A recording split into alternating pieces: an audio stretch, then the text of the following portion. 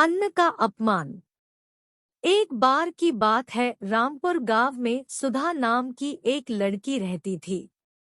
वह देखने में बहुत सुंदर थी, लेकिन उसकी एक आदत खराब थी कि वह खाना खराब करती थी। वह ज्यादा खाना लेकर खाना फेंक देती थी। कुछ समय बाद उसकी शादी हो गई। उसकी सास ने उसको तिजोरी की चाबी और बाकी सभी जिम्मेदारी सौंप दी और बोला कि वह अभी तक अच्छे से घर चलाती आई है। अब सुधा को सही से घर चलाना है। सुधा ने अपनी सास की बात को कबूल किया। सुधा इसके बाद अपने पति से बार बार कभी चीनी, कभी चावल और कभी दाल मंगवाती थी। जब उसकी सास को इस बारे में पता चला तो वह सुधा को बोली कि तुम महीने भर का राशन एक बार में क्यों नहीं मंगवाती। सुधा ने बताया कि वह एक साथ मंगवाती है, लेकिन वह कम पड़ जाता है। सुधा की सास ने इसके बाद पता लगाने के लिए कि राशन कहाँ जाता है, रसोई में थोड़ी नजर रखनी शुरू कर दी। कुछ दिन रसोई में देखने पर उसको पता चला कि सुधा ज्यादा खाना बनाती थी, जिससे बहुत सारा खाना फ्रिज में पड़ा रहता था। उसने सुधा को खाने की अहमियत के बारे में सिखाने की सोची। एक दिन उसने सुधा को बुलाकर कहा कि हमारे पहले वाली नौकरानी के बच्चे की तबीयत ठीक नहीं है, मुझे वहां जाना है, क्या तुम भी चलोगी? सुधा भी अपनी सास के साथ जाने के लिए तैयार हो गई।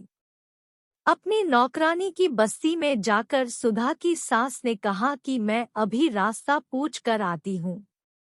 इसके बाद सुधा वहीं खड़ी रही। सुधा ने एक घर के अंदर देखा तो एक छोटा बच्चा भूख के कारण रो रहा था। उसकी माँ ने अपने अनाज के सभी बर्तन देखे, लेकिन वो खाली थे। यह देखकर सुधा को रोना आ गया। कुछ देर बाद उसकी सास आई और उसको अपनी नौकरानी के घर लेकर गई।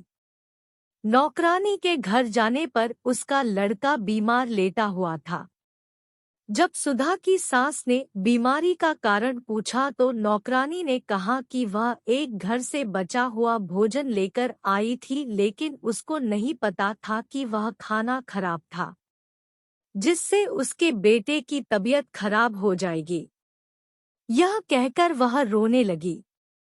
कुछ देर के बाद सुधा और उसकी सास अपने घर आ गए। घर आने पर सुधा अपनी सास के गले लगकर रोने लगी। जब उसकी सास ने कारण पूछा तो सुधा ने बताया कि मैं खाने को कितना बर्बाद करती थी और किसी को खाने के लिए 2 वक्त की रोटी भी नहीं है। उसने कहा कि अब से वह खाने को कभी बर्बाद नहीं करेगी। सुधा को खाने की कीमत महसूस होने पर उसकी सास खुश थी।